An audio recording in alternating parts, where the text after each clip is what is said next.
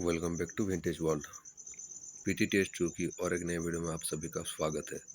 पिछले वीडियो में हमने देखा था जियान उस लेक के अंदर से आने के बाद वहाँ पे एक टकला आदमी रहता है जो कि जियान के फाइट करने के लिए चुनौती देता है। वो बंदा था मुल्लर और वो किंग सिटी का सबसे टैलेंटेड और सबसे बहादुर यंग मास्टर था। 3 मिस्टीरियस चेंजेस ट्रांसफॉर्मेशन को भी कर लिया था। इसके वजह से दोनों का जो स्ट्रेंथ रहता है बराबर हो जाता है। लेकिन जब जियान का ये सीक्रेट मेथड खत्म होने को आता है उस टाइम वो बंदे ने एक इमोर्टल लेवल का फाइटिंग स्किल को तैयार कर लिया था जो कि एक व्हील का आकार का था और उसके बीच में एक मून फ्रूट की तरह कुछ लाइट चमक रहा था। जब ये सीन आसपास के लोग देखते हैं तो वो लोग सिंपैथी की नज़र से जियान को देखने लगते हैं कि अभी जियान को बहुत ही ज़्यादा यंग है और बहुत ही ज़्यादा उस टैलेंटेड है कि इस लेवल तक पुश कर दिया कि ये जो किंग सिटी का सबसे ज़्यादा टैलेंटेड यंग मास्टर है ये भी अपना अल्टीमेट स्किल को यूज करने के लिए मजबूर हो गया है। अभी सीन ऐसा होता है कि किसी को भी पता नहीं होता कि अभी यहाँ पे जियान बचेगा कैसे। एपिसोड को स्टार्टिंग हम यहीं से करते हैं। वीडियो को पूरा देखना नहीं तो बहुत सारे इंपॉर्टेंट चीज़ मिस हो जाएगी। ये सीन देख के यूरो जो थी बहुत ज़्यादा परेशान हो गई थी, इसलिए जियान बोल रहा है कि तुम ज़्यादा टेंशन मत लो, मेरे पास कुछ चीज़ें हैं जिनके हिसाब से मैं इसे फाइट करने में सक्षम हूँ। तभी पता नहीं क्यों यूरो को बहुत ही ज़्यादा जियान के ऊपर भरोसा हो गया था। वो नहीं जानती थी कि जियान कैसे फाइट करेगा, लेकिन वो जियान को भरोसा करने लगी थी कि हाँ ये कर लेगा। अभी मुल्लर के अटैक की वजह से जो लेक का पानी था ये भी उथल पुथल रहने लगा था। आसपास के लोग जो देख रहे थे बहुत ही ज़्यादा शॉक हो गए थे। मुल्लर लास्ट टाइम के लिए पूछता है, क्या तुम एक बात मानोगे, मुझे वो मून फ्रूट को हैंडओवर कर दोगे या फिर यहाँ पे मरोगे। तभी जियान अपने एंशिएंट रूलर को अपने हाथों में लाके उसमें फ्लेम भर के बोलता है कि ये तुम्हारे ऊपर है कि क्या तुम इसको मुझसे छीनने में काबिल हो, अगर हो तो तुम इससे ले सकते हो। ये कहने के बाद जियान ने अपने जो 22 कलर्स का हेवनली फ्लेम्स को मर्ज करके अपने बॉडी के चारों तरफ कवर कर लिया था। देखने से ऐसा लगता है कि एक मिल्की व्हाइट कलर का टोर्नाडो जियान की बॉडी से निकल रही है। अभी ये सीन देख के जो नीचे का लेक वाटर तो वो भी उबलने लगा था और ये देखिए साइड के जो लोग खड़े हुए थे वो भी थोड़ा सा एमेज्ड में आ गए थे कि ये क्या कर रहा है, क्योंकि चारों तरफ एक टेरिफाइंग लेवल का टेम्परेचर जो है इंक्रीज हो चुका था। जियान बोलता है कि देखो, तुम्हारे और मेरे बीच में कोई भी दुश्मनी नहीं है और वैसे भी तुम्हें अच्छा और बुरा के बारे में कोई भी विचार नहीं है और मुझे फर्क नहीं पड़ता कि तू कौन है, इसलिए मैं तुझे आज ऑफेंड करने वाला हूँ। Immortal fighting skill magic spear golden wheel attack. अभी जियान के ऊपर मुल्लर ने अटैक कर दिया था आसमान के ऊपर से। मुल्लर ने बोला कि जैसी तुम्हारी इच्छा, और ये कहने के बाद अपना अटैक को जियान की तरफ लॉन्च कर देता है। इस अटैक से अभी इतना ज़्यादा प्रेशर रिलीज हो रहा था कि कमज़ोर लोगों का तो यहाँ भी इस प्रेशर को झेलना भी मुश्किल हो गया था। जियान बोलता है कि 7 layer breaking the sky ruler technique, first step of the 3 step swimming ruler.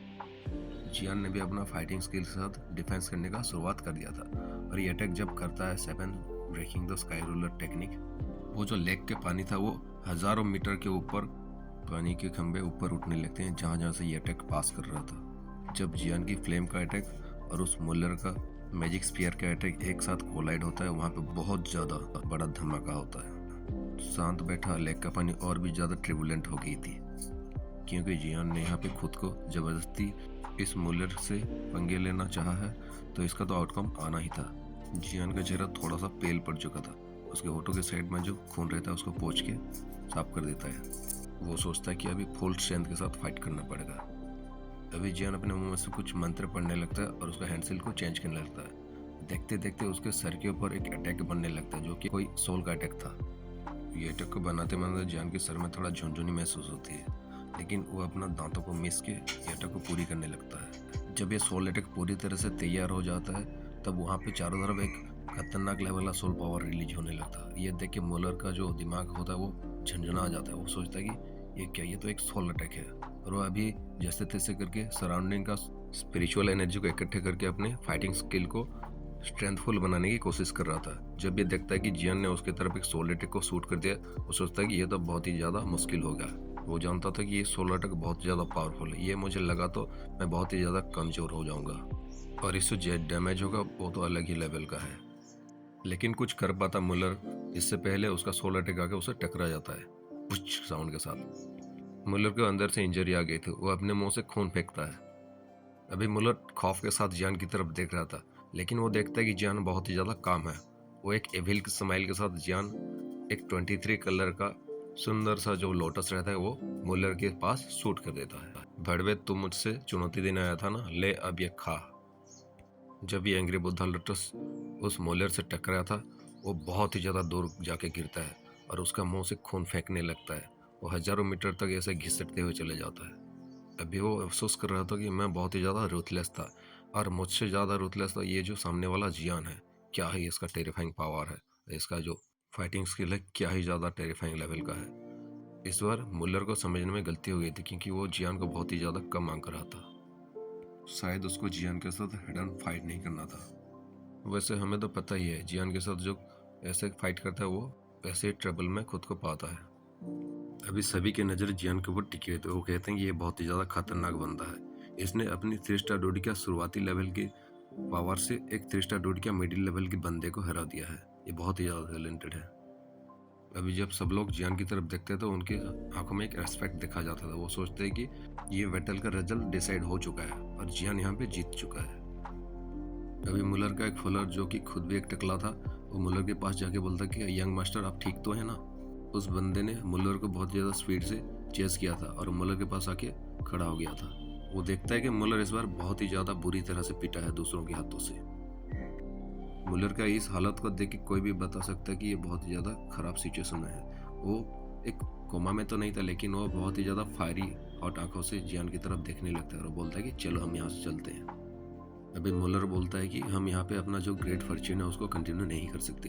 पहले हमें जाके मेरा जो इंजरी है उसको ठीक करना पड़ेगा। और इसको ठीक करने के लिए उसके जो साथ बंदा था वो उसका एक शायद कोई हेल्पर था, वही ठीक करेगा। अभी मुलर और उसका साथी एक अपोजिट डायरेक्शन में जाने लगे थे।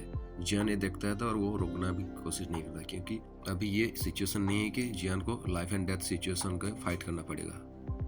अगर सामने वाला बंदा अगर खुद से पीछे हट रहा तो जियान को कोई भी प्रॉब्लम नहीं था, इसलिए वो मुलर को जाने देता है। तभी यूरो जियान के पास आके पूछते हैं क्या तुम ठीक हो। तभी जियान बोलता हाँ मैं ठीक हूँ, और ये तुम्हारा जो क्रिसेंट ग्रीन मून फ्रूट है ये ले लो।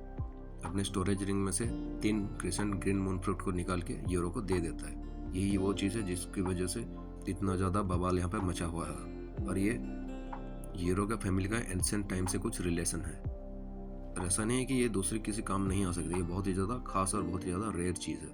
लेकिन जियान के पास अभी वो 10 से भी ज़्यादा क्रिसेंट ग्रीन मून फ्रूट रहता है, क्योंकि उसको उस आइस लेक के नीचे 10 से भी ज़्यादा ग्रीन मून फ्रूट मिला था।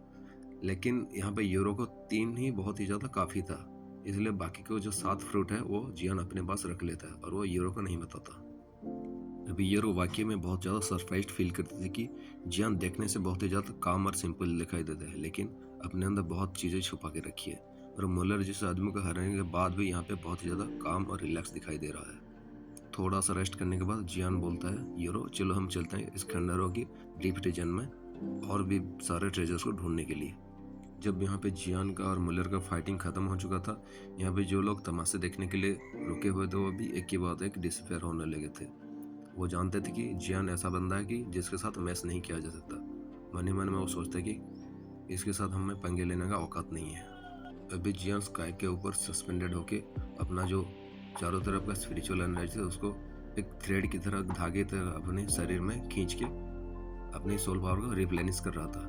ये देख के जो मैजिकल बीस्ट रहते हैं, एक हाई लेवल का मैजिकल बीस्ट को छोड़ के जो लो लेवल का रहते हैं बहुत ही ज़्यादा प्रेशर फील करते हैं। वो सोचते हैं क्या ही सोल पावर है।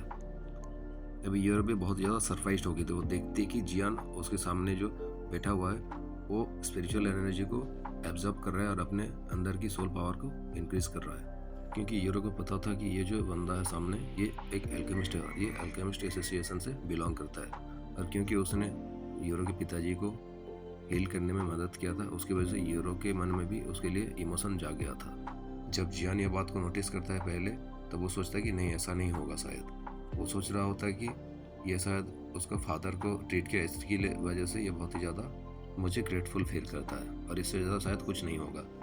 एंड ऑफ द डे किसी को पता भी नहीं होता कि सामने वाला बंदा क्या सोच रहा है अपने मन में। सामने वाला बंदा अभी एक इनविजिबल स्ट्रॉन्ग स्पिरिचुअल एनर्जी को अपने भीतर समा रहा था। ये देख के यूरो सोचती कि इससे तो मेरे बाप भी मुकाबला नहीं कर सकता। भले मेरा बाप का पावर थोड़ा सा जियान से ज़्यादा है, लेकिन स्पिरिचुअल एनर्जी में तो मेरा 2 बाप भी जियान से कम पड़ जाएंगे। कुछ मिनटों तक ऐसे जियान रिकवरेट में रहता है और कुछ मिनट के बाद यूरो के सामने जो इनविजिबल लाइट एनर्जी जियान के शरीर के अंदर घुस रहा था वो धीरे धीरे डिसअपियर होने लगता है। अभी वो सामने वाला बंदा नीचे लैंड करता है, उसके पीछे एक रूलर रहता है। जियान को जब यूरो दिखती है वो समझ जाती कि अभी वो पहले से बेटर है और उसका जो इंजरी है पूरी तरह से ठीक हो चुका है। यूरो पूछती है क्या तुम पूरी तरह से रिकवर हो गए हो, और वो मन में मन सोचती कि इतने बार वो यूरो को अपनी मुसीबत से बचाती रही है, ये तो एक फ्रेंडशिप से ज़्यादा ही है। वो मन ही मन में सोच रही होती है। यूरो जानती कि आज के दिन में एक सोल पावर को स्ट्रेंथन करने में बहुत ही ज़्यादा मुश्किल की बात मानी जाती है, लेकिन बहुत सारे अल्केमिस्ट लोग जो रहते हैं वो इस चीज़ को करते हैं, नॉर्मल लोग नहीं कर पाते। और अगर तुम्हारा सोल पावर के ह्यूमन फॉर्म को देना चाहते हो तो तुम्हें बीच बीच में अपना सोल पावर की यूज करते रहना पड़ेगा और उसको स्ट्रेंथन भी करते रहना पड़ेगा, नहीं तो उस पर्सन का सोल पावर जो है आगे ब्रेक थ्रू नहीं करेगा। तभी जियान यूरो को बोलता है कि चलो हम डीप रीजन में चलते हैं, क्योंकि यहाँ पे मैं वो सो कल्ड एम्पर लेवल का ड्रैगन डेमन कोर को फील नहीं कर पा रहा हूँ और शायद हमें वो डीप रीजन में मिल जाए। वेल एग्जैक्टली बात करें तो जियान का जो स्ट्रेंथ है पूरी तरह से ख़त्म नहीं हुआ था और वो मुलर से फाइट करते टाइम अपनी ज़्यादा स्ट्रेंथ को यूज नहीं किया था। अभी यहाँ पे थोड़ा सा डिले करता है और उसका जो स्ट्रेंथ होता है उसको भी वो रिकवर कर लेता है। यूरो देखती है कि जियान आगे चल रहा है तो उसका फॉलो करते करते वो बोलती है कि मुझे वो क्रिस्टेंट मून ग्रीन फूड को देने के लिए मैं तुम्हें थैंक यू बोलता हूँ। ये सुनने के बाद जियान भी एक स्माइल के साथ बोला, अरे कोई बात नहीं। ये दोनों मिलकर भी इस रूइंस के डीप रीजन में जाने लगे थे। हालांकि ये जर्नी अभी बहुत ज़्यादा स्मूथ चल रही है, लेकिन बहुत ही जल्दी और एक भी पावरफुल ओपोनेंट जो रहता है वो जियान को चेज करने के लिए आ जाता है और ये ज़्यादा देर नहीं है। वेल ये एपिसोड हम यहीं पे खत्म करते हैं। दूसरा एपिसोड में हम देखेंगे कि और कोई बंदा है जो जियान से लड़ने के लिए आया है, लेकिन हमें तो पता ही है कोई भी बंदा जियान के अगर पंगे लेने के लिए आता है तो उसका तो वाट लगना ही है। तो मिलते हैं और एक एपिसोड के साथ, तब तक बने रहें। जिन्होंने चैनल को सब्सक्राइब नहीं किया वो कर लें। Then see you again.